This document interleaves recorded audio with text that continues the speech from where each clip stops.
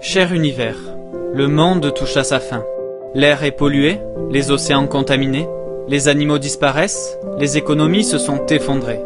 L'éducation a disparu, la police est corrompue, l'intelligence est évitée et l'ignorance récompensée.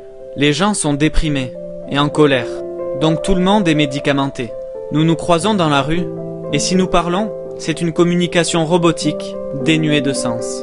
Mon univers, je vis dans un monde où les gens préfèrent avoir 15 secondes de gloire plutôt que toute une vie de sens et de but.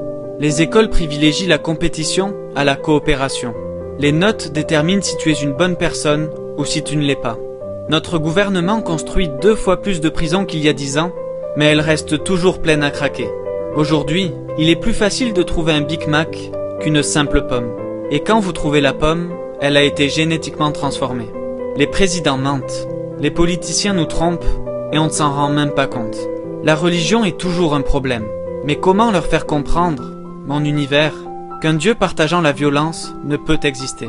Si Dieu existe, il est tout aimant.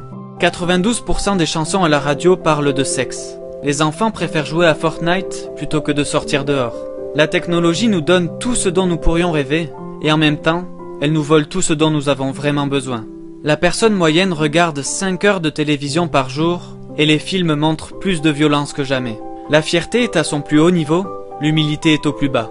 Tout le monde se croit supérieur. La moitié de nos phrases sont destinées à critiquer quelqu'un.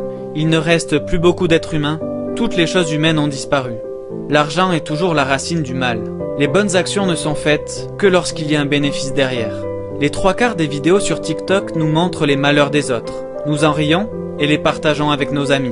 Nos modèles d'aujourd'hui auraient été des exemples de ce qu'il ne fallait pas il y a 60 ans. Les entreprises investissent des millions de dollars pour embaucher des spécialistes qui vont convaincre les filles qu'elles ont besoin de maquillage pour être belles, ce qui réduit en permanence leur estime de soi, car elles ne seront jamais assez jolies pour répondre à ces normes impossibles. Les entreprises nous disent achetez, achetez, achetez, obtenez ceci, obtenez cela, vous devez suivre, vous devez acheter le dernier iPhone, vous devez vous intégrer, cela vous rendra heureux. Oui, peut-être, mais pas pour très longtemps. Alors mon univers, que pouvons-nous faire face à toute cette folie? Je pense que nous pouvons aimer, cette force que tu nous as donnée et auquel tu tiens tant. Et ne t'inquiète pas, je ne parle pas de l'amour que nous entendons dans notre chanson préférée. Je parle du vrai amour, l'amour pur de tout ce qui nous entoure, l'amour sans bornes, sans limite. Aimer du moment où nous nous réveillons jusqu'au moment où nous nous couchons. Mais comment convaincre les gens d'aimer? Peut-être devons-nous faire des actes de gentillesse, parce que c'est contagieux? Peut-être devons-nous montrer un peu plus de compassion que d'habitude? Je pense aussi que nous pouvons pardonner, parce que dans 30 ans, est-ce que cette rancune envers notre ami, notre mère, notre père, en vaudra vraiment la peine? Certains ne reconnaissent plus leurs frères, leurs sœurs, quand ils font preuve de colère, de haine, de cruauté.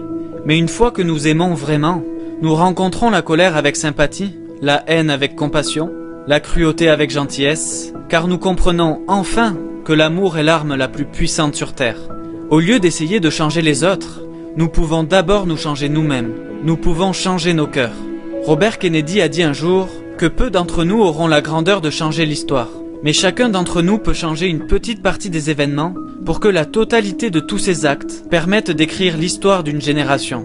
Alors oui, le monde touche à sa fin, mais le chemin d'un nouveau départ commence en nous. Je sais que tu seras là pour agir, mon univers, et je veux surtout que celui qui m'écoute devant cet écran comprenne qu'il en fait partie et que cette lettre est finalement pour lui.